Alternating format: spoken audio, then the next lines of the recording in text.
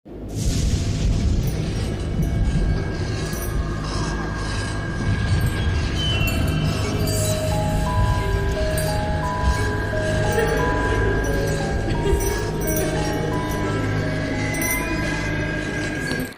ini kita akan membahas mengenai Gina Sultan Aswar.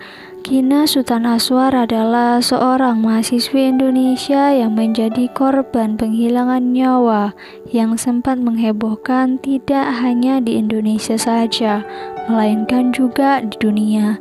Kejadian yang menimpa Gina Sultan Aswar ini terjadi pada tahun 1992 di Los Angeles, Amerika. Bagaimana ceritanya? Tonton sampai habis ya. Sekarang kita masuk ke latar belakang. Gina Sultan Aswar lahir pada tanggal 19 Juli 1964 di Jakarta. Gina merupakan putri dari Sultan Aswar, salah satu tokoh yang turut mendirikan Angkatan Udara Republik Indonesia dan merupakan pencipta bensin pesawat atau aftur pertama di Indonesia atas perintah dari Komodor Udara Halim Perdana Kusuma pada tahun 1947. Sultan Aswar juga pernah mengenyam pendidikan di Institut Teknologi Bandung sebelum akhirnya bergabung dalam Pejuang Kemerdekaan.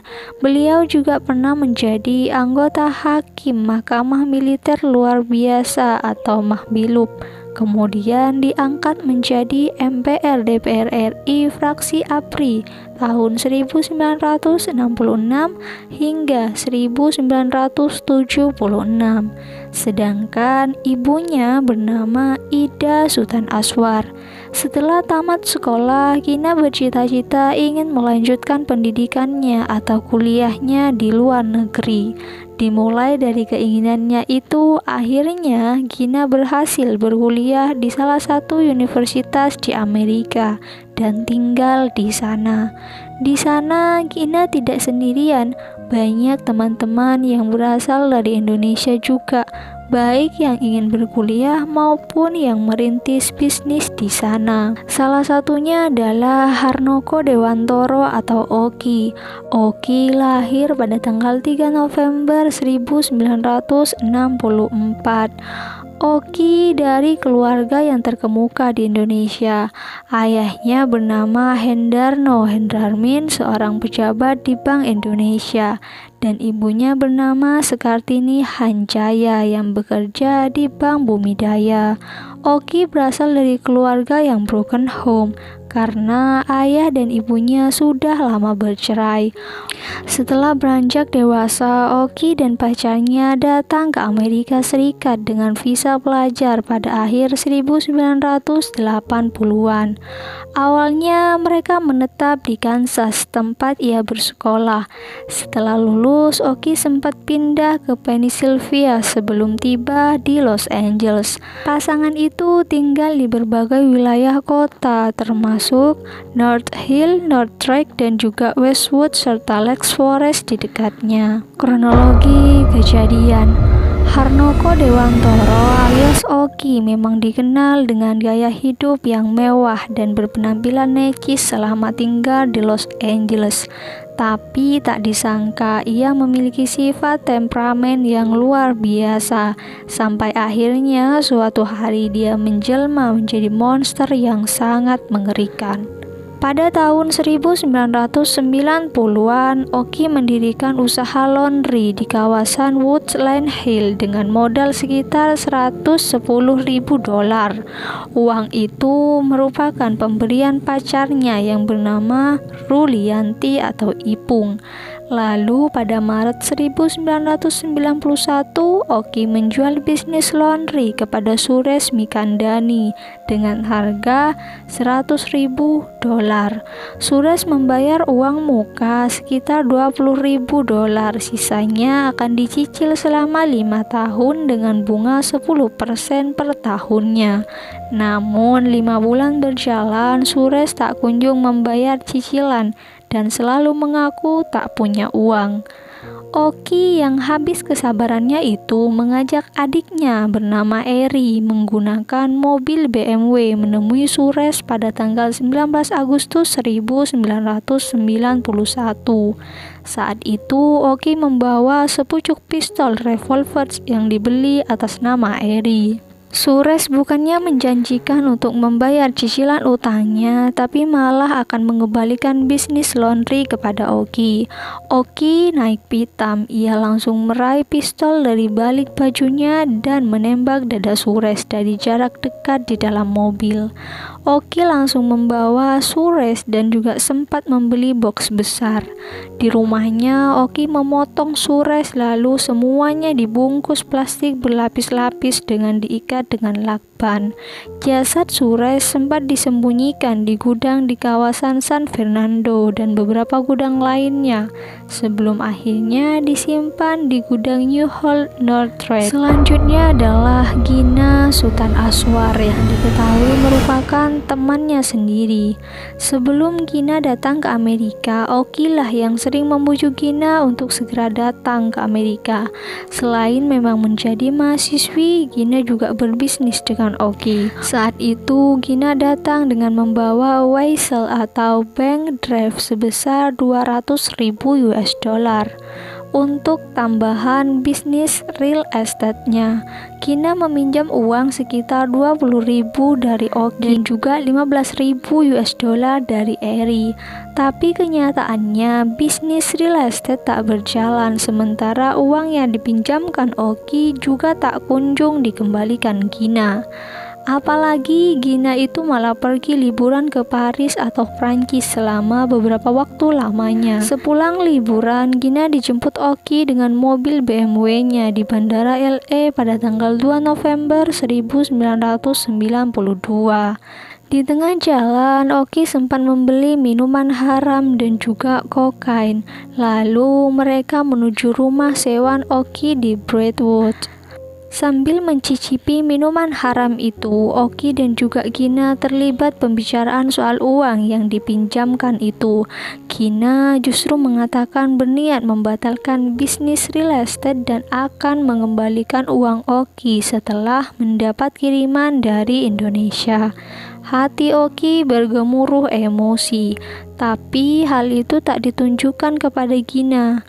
Malam semakin larut, Gina hendak pulang. Oki pura-pura mengantar Gina menuju garasi mobil. Tiba-tiba Oki meraih kunci Inggris dan menghantam beberapa kali ke kepala Gina. Gadis itu tak berdaya dan langsung tak bernyawa di tempat bersimbah darah. Malam itu juga Oki memasukkan Gina ke bagasi mobilnya. Ia membersihkan garasi dan juga ceceran darah. Pagi harinya barulah Oki membeli box besar dan memasukkan Gina ke dalamnya. Box berisi Gina itu sempat dipindah beberapa kali ke sebuah gudang dan akhirnya disimpan di gudang bersama Suresh pada awal 1993. Oki semakin membabi buta setelah menghilangkan 2 orang rekannya. Dia tega menghilangkan nyawa adik kandungnya sendiri yang bernama Eri. Tiba-tiba Oki mendatangi apartemen adiknya di kawasan Santa Monica awal Desember 1992. Saat bertemu, Eri tengah menenggak minuman haram. Oki juga ikut meminumnya. Kakak adik itu terlibat obrolan bisnis laundry dan juga real estate yang tak jadi hingga akhirnya obrolan memanas dan berujung perkelahian. Eri sempat mengacungkan pistol kepada kakaknya Oki, sedangkan Oki tahu bahwa pistol yang dipegang adiknya itu tak berpeluru. Dia langsung menyambar palu besar dan menghantam ke kepala Eri. Bak kesetanan, Oki memukulkan palu itu kepada adiknya hingga kepalanya hancur. Oki dari awal memang diketahui berniat untuk menghabisi adiknya sendiri karena tahu apa yang telah dilakukan Oki kepada Suresh dan juga Gina, sama dengan 2 korban sebelumnya. Eri kemudian dibungkus berlapis-lapis dengan plastik dan juga lakban. Lalu jasad Eri dimasukkan ke dalam box. Dia sempat mampir ke beberapa gudang dan akhirnya pada tahun 1993 ia menyimpan jasad adiknya sendiri bersama Suresh dan juga Gina. Di sisi lain, seorang laki-laki bernama Joe, ia sangat kegirangan ketika dikabari oleh pengelola gudang di Parthenia Street di Northridge, Los Angeles, Amerika. Dia dikabari bahwa dia adalah orang yang menang lelang. Pria itu mendapatkan satu unit gudang sewaan di blok 1810 yang telah lama ditinggal penyewanya. Lantas Joe datang untuk melihat kondisi dan isi barang di gudang tersebut pada tanggal 10 Agustus 1994. Saat Joe membuka rolling door gudang, mendadak hidungnya mencium bau tak sedap. Bau busuk menyeruak ke udara. Setelah diselidiki, bau itu bersumber dari sebuah box besar yang teronggok di pojokan gudang. Ketika Joe membuka box itu, bau bangkai semakin menyengat. Di dalam box terlihat bungkusan plastik berlapis-lapis diikat dengan lakban hitam. Semakin penasaran, Joe membuka bungkusan plastik di dalam box tersebut. Dia terperanjat, suaranya tercekat ketika melihat isi di dalam bungkusan yang ternyata itu adalah manusia. Joe panik dan berlari mendatangi kantor pengelola gudang untuk memberitahukan apa yang dilihatnya. Mereka segera menghubungi FBI atau polisi terdekat. Tak lama, polisi dari Los Angeles dan juga tim forensik tiba di lokasi. Saat melakukan penyelidikan, polisi menemukan dua box besar lagi yang ukurannya sama. Begitu dibuka, di dalamnya juga berisi bungkusan plastik berlapis yang juga dilakban. Para polisi terkejut, isi box itu adalah bungkusan mayat manusia yang sudah membusuk.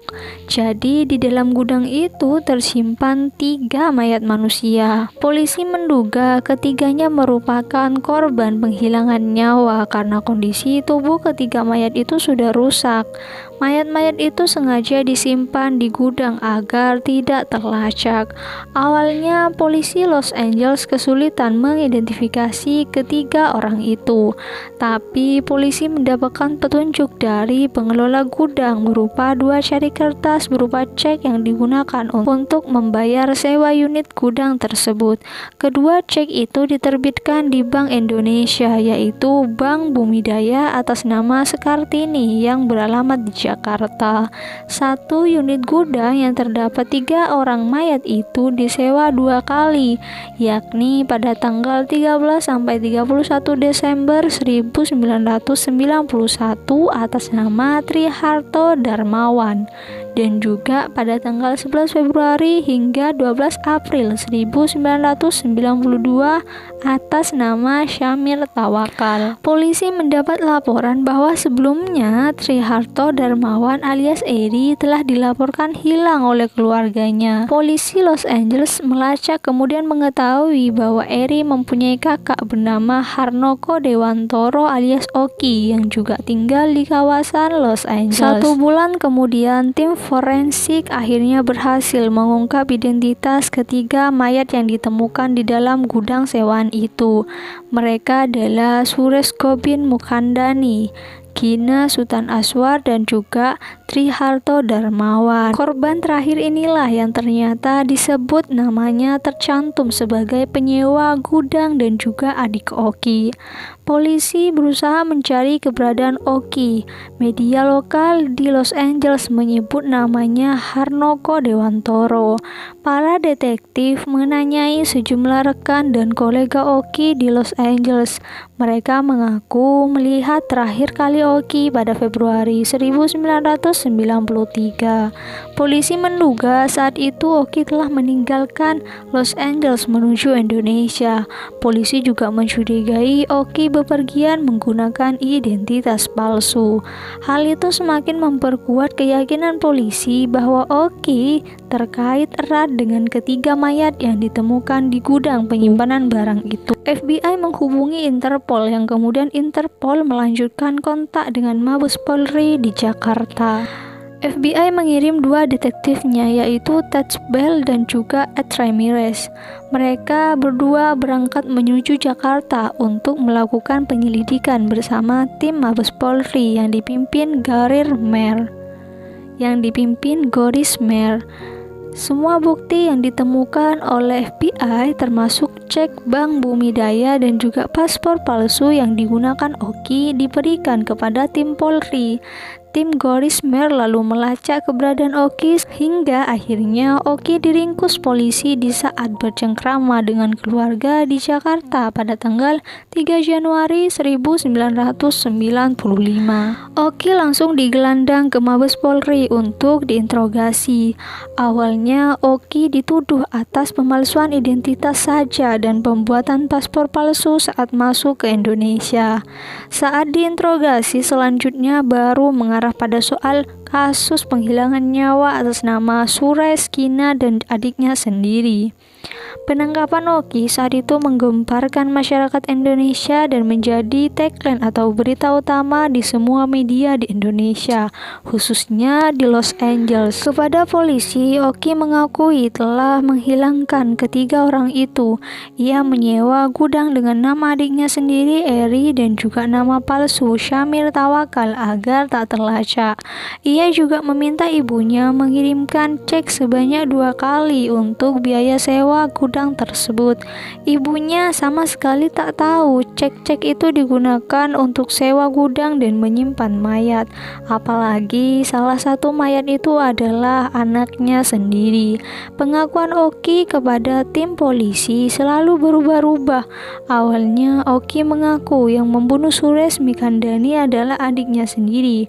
Kemudian ia mengaku lagi dialah yang membunuh Suresh Mikandani dan Gina Sultan Aswar. Ia mengaku menghabisi adiknya sendiri itu tak sengaja karena dia berusaha mempertahankan diri. Yang jelas korban pertama adalah Suresh Mikandani, warga negara Los Angeles asal India. Awalnya FBI berusaha membawa Oki ke Los Angeles karena semua kejahatannya dilakukan di sana. Tapi upaya itu gagal karena memang tidak ada perjanjian ekstradisi antara pemerintah Indonesia dan juga LA saat itu. Akhirnya kasus itu tetap disidik dan disidangkan di Pengadilan Jakarta Pusat pada Juni 1996. Selama persidangan, Oki membantah telah menghabisi Suresh dan Gina, tapi ia mengaku telah menghilangkan nyawa adiknya sendiri karena tak sengaja. Oki mengakui semua tuduhan itu karena tak tahan saat diinterogasi polisi pada tanggal 4 Februari 1995. Alasannya fisik dan mentalnya tengah down karena orang tuanya stres atas kasus itu. Majelis Hakim Pengadilan Negeri Jakarta Pusat yang dipimpin oleh Soekarta tetap memvonis Oki bersalah dengan hukuman maksimal hukuman mati. Beberapa kali ia mencoba mengajukan gerasi pada era Presiden Megawati Soekarno Putri, tapi ditolak. Selama menunggu eksekusi, Oki mendekam di Lapas Cipinang, Jakarta Timur. Itulah cerita mengenai hilangnya nyawa Gina Sultan Aswar. Bagaimana menurut kalian? Silakan di komen di kolom komentar. Semua informasi yang disampaikan dari awal hingga akhir berdasarkan artikel-artikel yang sudah tersebar di internet. Terima kasih untuk kalian yang sudah nonton sampai habis. Jangan lupa di like, komen, serta share ke sosial media kalian. Jangan lupa di subscribe juga. Kita ketemu di konten-konten selanjutnya. Terima kasih.